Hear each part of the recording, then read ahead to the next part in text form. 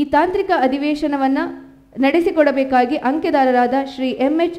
ಬಂತನಾಳ ಇವರಲ್ಲಿ ವಿನಂತಿಸಿಕೊಳ್ಳುತ್ತೇನೆ. I request Raghavendra ಅವರಿಗೆ ಇದು FPOದು ಪ್ರಾಡಕ್ಟ್ ವ್ಯಾಲ್ಯೂ ಅಡಿಷನ್ದು ಇಂಪಾರ್ಟೆನ್ಸ್ ಮತ್ತು CFTRದಲ್ಲಿ ಏನು ಟೆಕ್ನಾಲಜಿ ಸಿಗ್ತವೆ ಮತ್ತು ನಮ್ಮ FPOದವ್ರಿಗೆ ಅನುಕೂಲವಾಗಂಗೆ ಅದನ್ನು you please concentrate. You don't ತಾವು ದಯಮಾಡಿ ಹೇಳ್ತೀನಿ, ನಿಮ್ಮ ಹಿಸ್ಟ್ರಿಯನ್ನು ಹೇಳೋದು ಬೇಡ, ನೇರವಾಗಿ ಅವ್ರಿಗೇನು ಅನುಕೂಲ ಆಗುತ್ತೆ, ಅವರಿಂದ ಏನು ಬಯಸ್ತಾ ಇದ್ದೀರಾ ಅಥವಾ ನಿಮ್ಮಿಂದ ಅವ್ರು ಏನು ಬಯಸ್ತಾ ಇದ್ದಾರೆ ಅನ್ನೋದ್ರ ಬಗ್ಗೆ ತಾವು ದಯಮಾಡಿ ಪ್ಲೀಸ್ ಗೋ ಹೆಡ್. ನಾನು ಹೆಚ್ಚು ತಾಂತ್ರಿಕವಾದಂಥ ನಮ್ಮ ತಂತ್ರಜ್ಞಾನಗಳ ಬಗ್ಗೆ ಹೆಚ್ಚು ಗಮನವನ್ನು ನಾನು ಇಲ್ಲಿ ನಿಮಗೆ ಸೆಳೆಯಲಿಕ್ಕೆ ಇಷ್ಟಪಡೋದಿಲ್ಲ.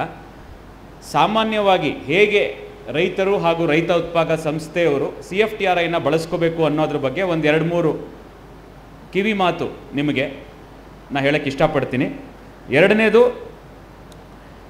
ನಮ್ಮ ತಂತ್ರಜ್ಞಾನಗಳೆಲ್ಲ ಇವಾಗ ನಮ್ಮ ಎಲ್ರಿಗೂ ವೆಬ್ಸೈಟ್ನಲ್ಲಿ ಮುಕ್ತವಾಗಿದೆ ಹಾಗೂ ಅದರ ಮಾಹಿತಿ ಕೂಡ ಟೆಕ್ನಾಲಜಿ ಟೈಟಲ್ಸ್ 400ಕ್ಕೂ ಹೆಚ್ಚು ತಂತ್ರಜ್ಞಾನಗಳಿದೆ, ಅದು ಕೂಡ ಮುಕ್ತವಾಗಿದೆ. ಯಾವುದೇ ರೀತಿ ನಿಮ್ಮ ಉತ್ಪನ್ನ ಮಾತ್ರ ನೀವು ನಮಗೆ ಹೇಳಬೇಕು ಏನು ಮಾಡಬೇಕು ಅಂತ ಹೇಳಿ, ಅದಕ್ಕೆ ಬೇಕಾದಂಥ ತಂತ್ರಜ್ಞಾನಗಳನ್ನ ನಾವು ನಿಮಗೆ ಕೊಡ್ತೇವೆ. ಕೇಂದ್ರದಿಂದ ಈ ಒಂದು 4-5 ವರ್ಷದ ಹಿಂದೆ ಕೋವಿಡ್ನ ಆತ್ಮನಿರ್ಭರ ಭಾರತದ ನಂತರದಲ್ಲಿ ಒಂದು ಕಾನ್ಸೆಪ್ಟ್ ಬಂದಿತ್ತು, ಎಲ್ರಿಗೂ ಗೊತ್ತಿದೆ, ODOP ಅಂತ ಅಲ್ವಾ, ಒಂದು ಜಿಲ್ಲೆ ಒಂದು ಉತ್ಪನ್ನ. ಸೊ ಹಾಗಾಗಿ ನಾವೆಲ್ಲ ಭಾರತ ದೇಶದ ಯಾವುದೇ ಜಿಲ್ಲೆಯಲ್ಲಿರಲಿ, ಕರ್ನಾಟಕದ ಯಾವುದೇ ಜಿಲ್ಲೆಯಲ್ಲಿರಲಿ, ಈ ಒಂದು ಜಿಲ್ಲೆಯ ಉತ್ಪನ್ನಗಳನ್ನ ಅವರು ಹಾಗೆ ನಮೂದಿಸಿದ್ರು, ಈ ಒಂದು ಜಿಲ್ಲೆಗೆ ಒಂದು ಉತ್ಪನ್ನ ಅಂತ. ಸೊ ಯಾವುದೇ ಉತ್ಪನ್ನ ತಗೊಳ್ಳಿ ನೀವು, ಆಹಾರ ಸಂಸ್ಕರಣೆಯಲ್ಲಿ ಬರುವಂಥ ಯಾವುದೇ ಉತ್ಪನ್ನ ತಗೊಂಡ್ರು ಕನಿಷ್ಠ 5ರಿಂದ 6 ಉತ್ಪನ್ನಗಳನ್ನ ಮೌಲ್ಯವರ್ಧನೆ ನಾವು ಮಾಡ್ಬೋದು, ಆಯಿತಾ. ಅದು ಮಾವಾಗಿರ್ಬೋದು, ಅರಿಶಿನ ಆಗಿರ್ಬೋದು, ಅಂಜೂರ ಆಗಿರ್ಬೋದು, ಅಥವಾ ನೀವು ಹೇಳಿ ನಿಮ್ಮ ಜಿಲ್ಲೆ ಯಾವುದೇ ಇದ್ದರೂ ಕೂಡ ಅದಕ್ಕೆ ಆಲ್ರೆಡಿ ನಮೂದಿಸಲಾಗಿದೆ. ಸೊ ಹಾಗಾಗಿ ಈ ಎಲ್ಲ ಉತ್ಪನ್ನಗಳಿಗೆ ನಮ್ಮ ಹತ್ರ 300ಕ್ಕೂ ಹೆಚ್ಚು ತಂತ್ರಜ್ಞಾನಗಳು ಆಲ್ರೆಡಿ ಸಿದ್ಧವಾಗಿದೆ. ನೀವು ಯಾವುದೇ ರೀತಿ ತಂತ್ರಜ್ಞಾನ ಆಗಲಿ ಸಂಶೋಧನೆ ಆಗಲಿ ಮಾಡುವಂಥ ಅವಶ್ಯಕತೆ ಇಲ್ಲ. ನಿಮ್ಮ ತಂತ್ರಜ್ಞಾನ ಅಂದರೆ ಟೆಕ್ನಾಲಜಿ ಯಾವುದು ಅಂತ ನೀವು ನಮ್ಗೆ ಹೇಳಿದ್ರೆ ನಾವು ನಿಮಗೆ ಟ್ರಾನ್ಸ್ಫರ್ ಮಾಡೋಕ್ಕೆ ರೆಡಿ ಇದ್ದೀವಿ, ಆಯಿತಾ. ಸೊ ಹಿಂದಿನಂಗೆ ಬಂದು ಕದ ತಟ್ಟಿ ಹೇಳಿ ಮಾಡುವಂಥ ಯಾವುದೇ ಆ ಥರದ ಫಾರ್ಮ್ಯಾಲಿಟೀಸ್ ಇಲ್ಲ. ನೀವು ಒಂದು ಇಮೇಲ್ ಕಳಿಸ್ಬೇಕು, ಈ ಥರ ಟೆಕ್ನಾಲಜಿ ನಮ್ಮ ಆಸಕ್ತಿ ಇದೆ, ನಮಗೆ ಇದರ ಬಗ್ಗೆ ಹೆಚ್ಚಿನ ಮಾಹಿತಿ ಕೊಡಿ ಅಂತ.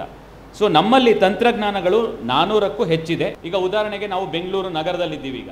ಸೊ ಬೆಂಗಳೂರು ನಗರಕ್ಕೆ ಆಯ್ಕೆ ಆಗಿರುವಂಥ ಒಂದು ಇದು ಅಂತ ಹೇಳಿದ್ರೆ ಬೇಕ್ರಿ ಪ್ರಾಡಕ್ಟ್ಸ್ ಅಲ್ವಾ.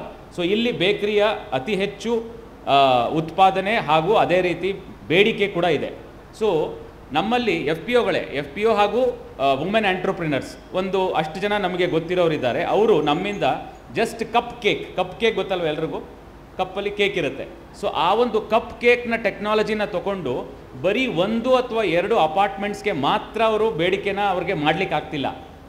ಉದಾಹರಣೆಗೆ ಕನಕಪುರ ರೋಡಲ್ಲಿ ಬ್ರಿಗೇಡ್ ಮೆಡೋಸ್ ಅಂತ ಒಂದು ಅಪಾರ್ಟ್ಮೆಂಟ್ ಇದೆ, ಕೇಳಿರ್ಬೇಕು ತಾವು. ಯಾವುದೇ ಈಗ ನಾವು ಮೈಸೂರು ಅಥವಾ 2ನೇ ದರ್ಜೆಯ ನಗರಗಳಿಗೆ ಹೋದ್ರಾದರೆ ದೊಡ್ಡ ಮಟ್ಟದ 1 ಅಥವಾ 5, 10 ಅಪಾರ್ಟ್ಮೆಂಟ್ ಇರ್ತವೆ. ಬೆಂಗಳೂರಲ್ಲಿ 2500 ಇರುವಂಥ ಹಲವಾರು ಅಪಾರ್ಟ್ಮೆಂಟ್ಗಳಿದೆ. ಸೊ ಅಲ್ಲಿ ಆ ಮೇಡಮ್ ಹೇಳ್ತಾಯಿದ್ರು, ತೊಗೊಂಡಿರೋರು ನಮ್ಮ ಹತ್ರ ಕಪ್ ಕೇಕ್ ಅಂತ ಒಂದು ತೊಗೊಂಡಿದ್ದಾರೆ, ಆಮೇಲೆ ರಾಗಿ ಬ್ರೆಡ್ ಅಂತ ಒಂದು ತೊಗೊಂಡಿದ್ದಾರೆ, ಮಲ್ಟಿಗ್ರೇನ್ ಬ್ರೆಡ್ ಅಂತ ಒಂದು ತೊಗೊಂಡಿದ್ದಾರೆ. ಸೊ ಈ ಟೆಕ್ನಾಲಜಿನ ಅವ್ರು ತೊಗೊಂಡು ಜಸ್ಟ್ ವಾಟ್ಸಪ್ ಗ್ರೂಪಲ್ಲಿ ಸ್ಟಾರ್ಟ್ ಮಾಡಿದ್ರು ಅವರು ಆ ಅಪಾರ್ಟ್ಮೆಂಟ್ನಲ್ಲಿ. ಅಪಾರ್ಟ್ಮೆಂಟಲ್ಲಿರೋ ಎಲ್ರಿಗೂ ನಮಗೆಲ್ಲ ಗೊತ್ತಿದೆ, ಅಪಾರ್ಟ್ಮೆಂಟಲ್ಲಿ ನಿವಾಸಿಗಳ ಒಂದು ಕ್ಷೇಮಾಭಿವೃದ್ಧಿ ಸಂಘ ಇರುತ್ತೆ, ಆ ಸಂಘಕ್ಕೆ ಅವರೆಲ್ಲ ವಾಟ್ಸಪ್ ಗ್ರೂಪ್ ಮಾಡ್ಕೊಂಡಿರ್ತಾರೆ ಅಲ್ವಾ. ಸೊ ಆ ವಾಟ್ಸಪ್ ಗ್ರೂಪಲ್ಲಿ ಅವ್ರು ಹಾಕೋಕ್ಕೆ ಸ್ಟಾರ್ಟ್ ಮಾಡಿದ್ರು, ಈ ಥರ ನಮ್ಮದೊಂದು ಟೆಕ್ನಾಲಜಿ ಇದೆ, ತಾವು ಇಷ್ಟ ಇದ್ದರೆ ಏನು ಪ್ರಯೋಗ ನೋಡ್ಬೋದು ಅಂತೇಳಿ. ಸೊ ಅಲ್ಲಿಂದ ಶುರುವಾದಂಥ ಒಂದು ಜರ್ನಿ, ಅವರ ಒಂದು ಹಾದಿ ಇವತ್ತು ಅವ್ರಿಗೆ ಬೇಡಿಕೆನ ಪೂರ್ಣ ಮಾಡೋಕ್ಕಾಗ್ತಿಲ್ಲ. She is not able to meet the demand. So ಹಾಗಾಗಿ ಇವತ್ತು ಏನು ಮಾಡಿದ್ದಾರೆ, ಗೃಹ ಉದ್ಯೋಗದಿಂದ ಶುರು ಮಾಡಿದಂಥವರು ಇಂದು ಒಂದು ಉದ್ಯಮ ಮಾಡ್ಕೊಂಡಿದ್ದಾರೆ. From home scale to she has come to an industry and she has already a beneficiary of PMFME and I think 32 lakh ಏನೋ ಅವರು ಲೋನ್ ತೊಗೊಂಡಿದ್ದಾರೆ. ಇವತ್ತು ಒಂದು ಸ್ವಂತ ಉದ್ಯಮನ ಆಟೋಮೇಟೆಡ್ ಇವತ್ತು ಐ ಥಿಂಕ್ ಡಾಲ್ಫಿನ್ ಆಮೇಲೆ ಯಾವ್ಯಾವುದು ಫಾಸ್ಟ್ ಬೇಕರಿ ಚೇನ್ಸ್ ಇದೆ ಅವ್ರಿಗೆಲ್ಲ ಸಪ್ಲೈ ಕೂಡ ಮಾಡ್ತಿದ್ದಾರೆ. ಇದು ಒಂದು. ಎರಡನೇದು ಪಿಕಲ್ ಆ್ಯಂಡ್ ಚಟ್ನಿ, ಇದು ಕೇಳಿದ್ದೀರಲ್ವ, ಉಪ್ಪಿನಕಾಯಿ. ಉಪ್ಪಿನಕಾಯಿ ಏನಿದೆ ಅಂತ ಕೇಳ್ಬೋದು ನೀವು. ಅದೇ ಉಪ್ಪಿನಕಾಯಿಗೆ ಇವತ್ತು ಅಷ್ಟು ಬೇಡಿಕೆ ಗ್ರಾಮೀಣ ಭಾಗದಲ್ಲಂತೂ ಇದ್ದೇ ಇದೆ. ನಗರ ಭಾಗದಲ್ಲಿ ಈ ಉದ್ಯಮಗಳು ಏನು IT ಇಂಡಸ್ಟ್ರಿ ಇದೆ, IT ಪಾರ್ಕ್ಸ್ ಇದೆ, ಬಾಗ್ಮನೆ ಟೆಕ್ ಪಾರ್ಕ್ ಆಗಿರ್ಬೋದು, IT tech park in Whitefield ಆಗಿರ್ಬೋದು, ಮೈಸೂರು ರೋಡಲ್ಲಿರೋ ಗೋಪಾಲನ್ ಟೆಕ್ ಪಾರ್ಕ್ ಆಗಿರ್ಬೋದು, ಅಲ್ಲಿ ಅಷ್ಟು ಬೇಡಿಕೆ ಇದೆ. ಇದೇ ನಮ್ಮ ಈ ಸ್ಟಾಲ್ನಲ್ಲೇ ಒಬ್ಬರು ಮಜಾ ಪಿಕಲ್ಸ್ ಅಂತ ಹಾಕಿದ್ದಾರೆ, ಮೇಡಮ್ ಒಬ್ರು ನೋಡಿರ್ಬೋದು ನೀವು, ಆ ಕಡೆ COE FPO ಸ್ಟಾಲಿಂದ 2ನೇ ಸ್ಟಾಲು, ಅವರು ಕೂಡ ನಮ್ಮ ಒಬ್ಬರು ಲೈಸೆನ್ಸಿ ಅವರು. ಸೊ ಅವರು ಪಿಕಲ್ ಆ್ಯಂಡ್ ಚಟ್ನಿ ಅಂತ ಕೇವಲ 40,000 ರೂಪಾಯಿಗಳ ಒಂದು ಟೆಕ್ನಾಲಜಿ ಅದು, ಆಯಿತಾ. ಸೊ ನೀವು ಏನು ಮಾಡಬೇಕು ಅಂತ, ಈಗ ಫಾರ್ ಎಕ್ಸಾಂಪಲ್ ಎಲ್ಲರೂ ನಾವೆಲ್ಲ ರೈತರಿದ್ದೀವಿ, ಉತ್ತರ ಕರ್ನಾಟಕದಿಂದ ನಿಮ್ಮಲ್ಲಿ ಚಿಲ್ಲಿ ಸಿಗುತ್ತೆ ಹೇರಳವಾಗಿ, ನಿಂಬೆಹಣ್ಣು ಸಿಗುತ್ತೆ ಹೇರಳವಾಗಿ. ಸೊ ಅದನ್ನು ಶೇಖರಣೆ ಮಾಡೋದು ಪ್ರೈಮರಿ ಪ್ರೋಸೆಸಿಂಗ್, ಅಂದರೆ ಪ್ರಾಥಮಿಕ ಮಟ್ಟದ ಸಂಸ್ಕರಣೆ ಏನು ಮಾಡ್ತೀರಾ, ಪೋಸ್ಟ್ ಹಾರ್ವೆಸ್ಟ್ ಕೊಯ್ಲಿನ ನಂತರ ಅದನ್ನು ಶೇಖರಣೆ ಮಾಡ್ತೀರಾ, ಅದು ಪ್ರೈಮರಿ ಪ್ರೋಸೆಸಿಂಗ್. ಸೆಕೆಂಡರಿ ಪ್ರೋಸೆಸಿಂಗ್ ಅಂದರೆ 2ನೇ ಹಂತದ ಸಂಸ್ಕರಣೆ. ಏನು ಮಾಡ್ಬೋದು, ಅದನ್ನು ಶೇಖರಣೆ ಆದಮೇಲೆ ಕ್ಲೀನಾಗಿ ಪ್ರೈಮರಿ ಪ್ರೋಸೆಸಿಂಗ್ ಮಾಡಿ ಈ ಥರ ಪಿಕಲ್, ಚಟ್ನಿ ಈ ಥರ ಒಂದು ಮಾಡ್ಕೋಬೋದು. ಟರ್ಷರಿ ಪ್ರೋಸೆಸಿಂಗ್ ಸ್ವಲ್ಪ ಬಂಡವಾಳಶಾಹಿ ಪ್ರೋಸೆಸಿಂಗ್ ಆಗಿರುತ್ತೆ, ಅದಕ್ಕೆ ಸ್ವಲ್ಪ ನೀವು ಇನ್ವೆಸ್ಟ್ಮೆಂಟ್ ಮಾಡಬೇಕಾಗತ್ತೆ. ನಾವೀಗ ಟರ್ಷರಿ ಪ್ರೋಸೆಸಿಂಗ್ ಬಗ್ಗೆ ಮಾತನಾಡೋದು ಬೇಡ, ಯಾಕಂದರೆ ಈಗ ನಾವು ರೈತರ ಜೊತೆ ಇದ್ದೀವಿ, ರೈತ ಗುಂಪುಗಳ ಜೊತೆ ಮಾತಾಡ್ತಾ ಇದ್ದೀವಿ. ಹಾಗಾಗಿ ಪ್ರೈಮರಿ ಆ್ಯಂಡ್ ಸೆಕೆಂಡರಿ, ಯಾಕಂದರೆ ಪ್ರೈಮರಿ ಪ್ರೋಸೆಸಿಂಗ್ಗೆ ಯಾವುದೇ ಅಂಥ ಬಂಡವಾಳ ಬೇಕಾಗಿಲ್ಲ, ನೀವು ನಿಮ್ಮ ಫೀಲ್ಡಲ್ಲೇ ಅಥವಾ ಗದ್ದೆ ಮಟ್ಟದಲ್ಲೇ ಮಾಡ್ಕೋಬೋದು. ಸೆಕೆಂಡರಿ ಪ್ರೋಸೆಸಿಂಗ್ಗೆ ಉದಾಹರಣೆ ಸಹಿತ ಹೇಳೋದಾದರೆ, ನಮ್ಮ ಈ ಪಿಕಲ್ ಆ್ಯಂಡ್ ಚಟ್ನಿ ಅನ್ನೋ ಒಂದು ಟೆಕ್ನಾಲಜಿ, ನಾನು ಬರೀ ಈ ಟೆಕ್ನಾಲಜಿ ಬಗ್ಗೆ ಮಾತಾಡ್ತಾ ಇದ್ದೀನಿ ಅಂತ ಯಾರೂ ಭಾವಿಸಬೇಡಿ, ಯಾಕಂದರೆ ನಮಗೆ ಇಲ್ಲಿ ಒಂದು ಉದಾಹರಣೆ ಇದೆ, ಅದ್ರ ಬಗ್ಗೆ ನೇರವಾಗಿ ನೀವು ನೋಡ್ಬೋದು ಉದಾಹರಣೆ ಸಹಿತ. ಏಕೆಂದರೆ ಸೀಯಿಂಗ್ ಈಸ್ ಬಿಲೀವಿಂಗ್, ಅಂದರೆ ನೋಡುವುದನ್ನು ನಂಬುವುದು ಅಂತ ಒಂದು ನಾಣ್ಣುಡಿ ಇದೆ. ಹಾಗಾಗಿ ಸೊ ಅವರು ಒಂದು ತೊಗೊಂಡ್ರು, ಅವ್ರು ಮೇಡಮ್ ನನಗಿನ್ನೂ ನೆನಪಿದೆ, 2 ವರ್ಷದ ಐ ಥಿಂಕ್ 2019-20 ಅವ್ರು ಬಂದಿದ್ದರು. ಅವರು ಅವಾಗಿನ್ನೂ ಉದ್ಯಮನ ಶುರು ಮಾಡಿರಲಿಲ್ಲ, ಮನೆಯಲ್ಲಿ ಮಾಡ್ತಾ ಇದ್ದೀವಿ ಸರ್ ಜಾಡಿಗಳಲ್ಲಿ, ಇವಾಗ ಸ್ವಲ್ಪ ಏನೋ ಮಾಡ್ಲಿಕ್ಕೆ ಆಸಕ್ತಿ ಇದೆ, ಬೆಂಗಳೂರಿಗೆ ಬಂದಿದ್ದೀವಿ ಈಗ ತಾನೇ, ಅವ್ರ ಹಸ್ಬೆಂಡ್ ಎಲ್ಲೋ IT ಎಲ್ಲ ಹೋಗ್ತಾರೆ, ಹಾಗಾಗಿ ನಾವು ಮನೆಯಲ್ಲೇ ಇದ್ದೀವಿ sir, we want to start something. ನಾನು ಅವ್ರಿಗೆ 5-6 ಆಪ್ಷನ್ಸ್ ಕೊಟ್ಟೆ, ಮೇಡಮ್ ಈ ಥರ 4 ಇದೆ 5 ಇದೆ, ನಿಮ್ಗೆ ಯಾವ್ದು ಆಸಕ್ತಿ ಇದೆ ತೊಗೊಳ್ಳಿ, she took up pickle and chutney. So ಅಲ್ಲಿಂದ ಸ್ಟಾರ್ಟ್ ಮಾಡಿದಂಥವ್ರು ಐ ಥಿಂಕ್ ಅವರೇ ನಿನ್ನೆ ಹೇಳ್ತಾ ಇದ್ರು ನಮಗೆ, ಸುಮಾರಷ್ಟು B2B Big Basket has approached her for taking her technology. And Sodexo ತಮಗೆಲ್ಲ ಗೊತ್ತಿದೆ, ಸೊಡೆಕ್ಸೋ ವೌಚರ್ಸ್ ಇದೆ. ಸೊ ಅವರು ಎಲ್ಲ ಕೇಟರಿಂಗ್ ಆ್ಯಂಡ್ ಈ ಯಾವ್ಯಾವುದು ಟೆಕ್ ಪಾರ್ಕ್ಗಳಿಗೆ ಹೇಳಿದೆ, ಅವ್ರು ಎಲ್ರಿಗೂ ಕೂಡ ಅವರು IT-ಗೆ ವೌಚರ್ಸ್ ಕೊಡ್ತಾರೆ. ಎಸ್ ಸರ್ ಇಲ್ಲೇ ಇದ್ದಾರೆ ಸರ್ ನೆನ್ನೆ ಹೇಳ್ತಾ ಇದ್ರು. So they are serving somewhere around 1,75,000 meals per day if I am right sir. So ಈ ಒಂದು 1,75,000 ಊಟಗಳು ಪ್ರತಿದಿನಕ್ಕೆ. ಸೊ ಇದಕ್ಕೆ ಎಷ್ಟು ಪಿಕಲ್ ಬೇಕಾಗ್ಬೋದು, 1 ಪಿಕಲ್ ಅಂತಲೇ ಇಟ್ಕೊಳ್ಳೋಣ ಆಯಿತಾ, 1 ಪಿಕಲ್ ಅಂತಲೇ ಇಟ್ಕೊಳ್ಳೋಣ. ಇಷ್ಟು ಮೀಲ್ಸ್ಗೆ ಎಷ್ಟಿದೆ ದಿನದ ಬೇಡಿಕೆ. ಸೊ ಆ ದಿನದ ಬೇಡಿಕೆಯನ್ನು ನೀವು ವಾರದ ಬೇಡಿಕೆ ಹಾಗೂ ತಿಂಗಳ ಬೇಡಿಕೆಗೆ ಹಾಗೆ ಗುಣಿಸ್ತಾ ಹೋಗಿ. ಸೊ ಇದು 1 ತಿಂಗಳ ಬೇಡಿಕೆ. ಸೊ ಅವರು ಎಲ್ಲರದ್ದು ತೊಗೊಳ್ಳಲ್ಲ ಅಲ್ವಾ, ಯಾರಿಗೇ ಆದರೂ ಗುಣಮಟ್ಟ ಅನ್ನೋದು ಬೇಕಾಗುತ್ತೆ. So quality is very very important. So ಆ ಒಂದು ಗುಣಮಟ್ಟ ನಿಮಗೆ ಬೇಕಾದರೆ ನೀವು ಒಂದು ಸಂಶೋಧನೆ ಆಧಾರಿತ ಸಂಸ್ಥೆಯಿಂದ ತಗೊಂಡ್ರೆ ನಿಮಗೂ ಒಂದು ಬಲ ಇರುತ್ತೆ, ಯಾರ ಹತ್ರ ಮಾತಾಡಬೇಕಾದ್ರೆ ವಿಶ್ವಾಸ ಇರುತ್ತೆ. ಈ ಥರ ನಾವು ಟೆಕ್ನಾಲಜಿಯನ್ನು ಇಂಥ ಒಂದು ಸಂಸ್ಥೆಯಿಂದ ತಗೊಂಡಿದ್ದೀವಿ, ಯಾಕಂದರೆ ಪ್ರಮಾಣೀಕರಿಸಲಾಗುತ್ತೆ. ನಮ್ಮ ಒಂದು ತಂತ್ರಜ್ಞಾನವನ್ನು ನೀವು ತಗೊಂಡಾಗ ಅದನ್ನು ಅಶ್ಯೂರೆನ್ಸ್ ಕೊಡ್ತೀವಿ, ಕ್ವಾಲಿಟಿ ಅಶ್ಯೂರೆನ್ಸ್ ಆಗಿರುತ್ತೆ. ಹಾಗೂ ಯಾವ ಈ ಒಂದು ಆಹಾರ ಸಂಸ್ಕರಣೆಯ ಕ್ಷೇತ್ರದ ಕಾನೂನುಗಳೇನಿದೆ, ಉದಾಹರಣೆಗೆ ನಮ್ಮ FSSAI ಆಗಿರ್ಬೋದು, FSSAIಯ ಮಾನದಂಡಗಳನ್ನು ಗಮನದಲ್ಲಿ ಇಟ್ಕೊಂಡು ನಾವು ನಮ್ಮ ಟೆಕ್ನಾಲಜೀಸ್ನ ಡೆವಲಪ್ ಮಾಡಿರ್ತೀವಿ. ಸೊ ಹಾಗಾಗಿ ನಿಮಗೆ ಬೇಸಿಕ್ ಟೆಕ್ನಾಲಜಿ ಕೊಡ್ತೀವಿ ಆಯಿತಾ. ಸೊ ಈ ಒಂದು ಬೇಸಿಕ್ ಟೆಕ್ನಾಲಜಿನ ತಾವುಗಳು ಪಡೆದು ನಿಮ್ಮ ಮುಂದಿನ ಅಥವಾ ಪ್ರಥಮ ಹೆಜ್ಜೆಯನ್ನು ಇಡಬೇಕು ಈ ಒಂದು ಉದ್ಯಮಕ್ಕೆ. ಆ ಪ್ರಥಮ ಹೆಜ್ಜೆಯನ್ನು ಇಟ್ಟ ಮೇಲೆ ನಿಮಗೆ ಸವಾಲುಗಳು ಬರ್ತವೆ. ಇದು ಒಂದು ಹೂವಿನ ಹಾಸಿಗೆ ಅಂತ ನಾನು ಹೇಳಲ್ಲ, ಇದು ಒಂದು ಬೆಡ್ ಆಫ್ ರೋಸಸ್ ಅಂತ ಖಂಡಿತವಾಗ್ಲೂ ಹೇಳಲ್ಲ. ಸೊ ಇಲ್ಲಿ ಸವಾಲುಗಳು ಬರ್ತವೆ. ಸವಾಲುಗಳು ಬಂದಾಗ ಏನು ಸವಾಲು ಬರುತ್ತೆ, ಪ್ರಾಥಮಿಕವಾಗಿ ನಮಗೆ ಹಣಕಾಸಿನ ಸವಾಲು ಬರುತ್ತೆ.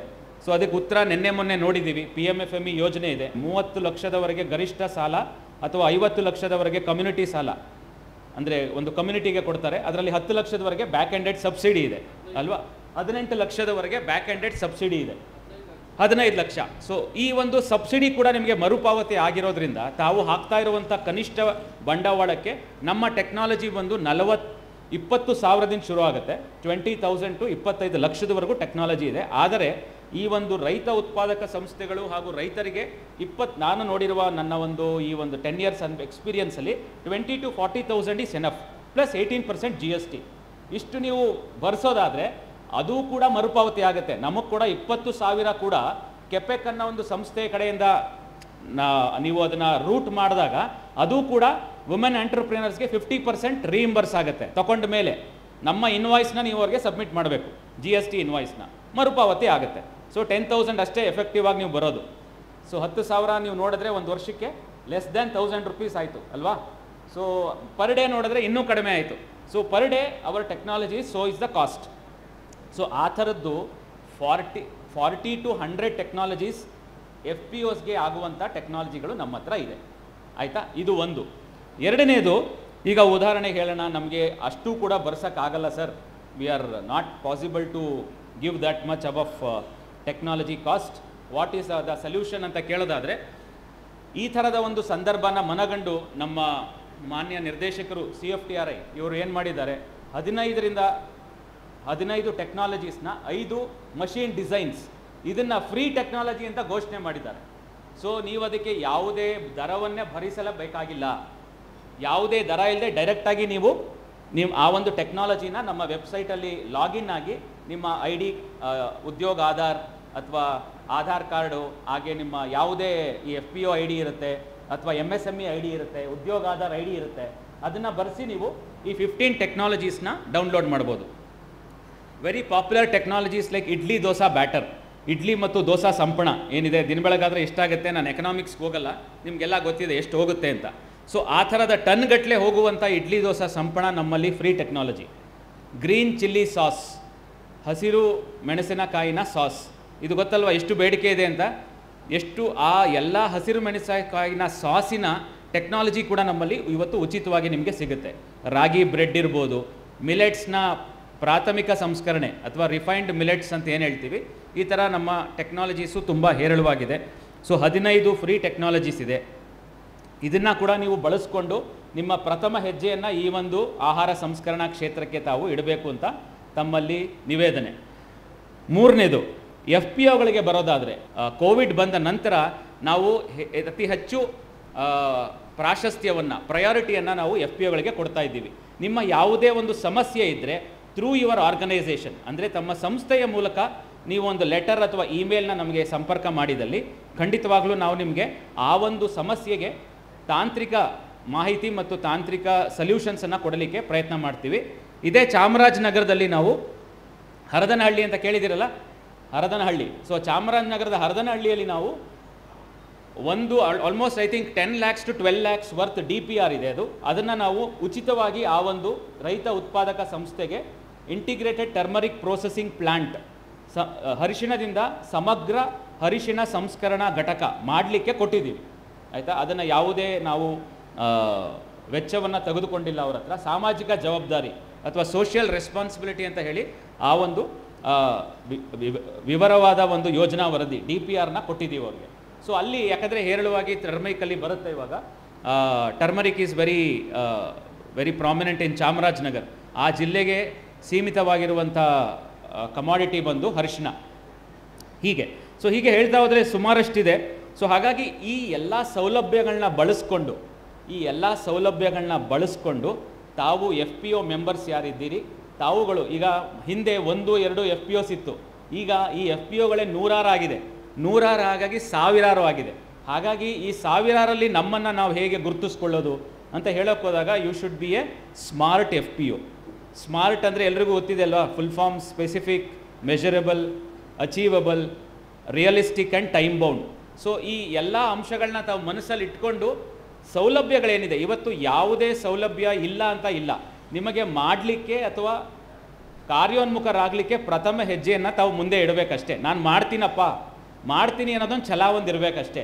ಟೆಕ್ನಾಲಜಿ ಕೊಡೋಕ್ಕೆ ನಾವಿದ್ದೀವಿ, ಹಣಕಾಸು ಬೆಂಬಲ ಕೊಡೋಕ್ಕೆ ಸರ್ಕಾರದ ಸಂಸ್ಥೆಗಳಿದ್ದಾರೆ, ಮಾರ್ಕೆಟಿಂಗ್ ಕೊಡೋದಕ್ಕೆ ಮಾರ್ಕೆಟಿಂಗ್ನವರಿದ್ದಾರೆ, ಪ್ಯಾಕೇಜಿಂಗ್ ಕೊಡೋದಕ್ಕೆ ಪ್ಯಾಕೇಜಿಂಗ್ನವರಿದ್ದಾರೆ. ಇನ್ನು ಯಾವ ಕೊರತೆ ಇದೆ ಹೇಳಿ, ಅದೇ ಮಾತಾಡೋಣ. ಸವಾಲುಗಳಿರುತ್ತೆ ಖಂಡಿತವಾಗ್ಲೂ, ಆದರೆ ಎಲ್ಲ ಸೌಲಭ್ಯಗಳನ್ನ ಇವತ್ತು ಸರ್ಕಾರ ಆಗಲಿ, ಸರ್ಕಾರದ ಸಂಸ್ಥೆಗಳಾಗಲಿ, ಸಂಶೋಧನಾ ಸಂಸ್ಥೆಗಳಾಗಲಿ ಕೊಡಲಿಕ್ಕೆ ಮುಂದೆ ಬರ್ತಾ ಇದೆ, ನಿಮ್ಮ ಜೊತೆಗಿರ್ತವೆ.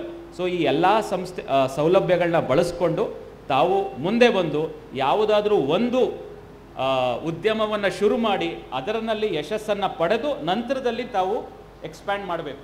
ಒಟ್ಟಿಗೆ 4-5 ಮಾಡಿದಾಗ ಏನಾಗುತ್ತೆ, ಯಶಸ್ಸು ಸೀಮಿತ ಆಗುತ್ತೆ, ಇಟ್ ಈಸ್ ಎ ಲಿಮಿಟೆಡ್ ಆಗುತ್ತೆ. So you take one technology, try out your experience in that, then expand to other technologies.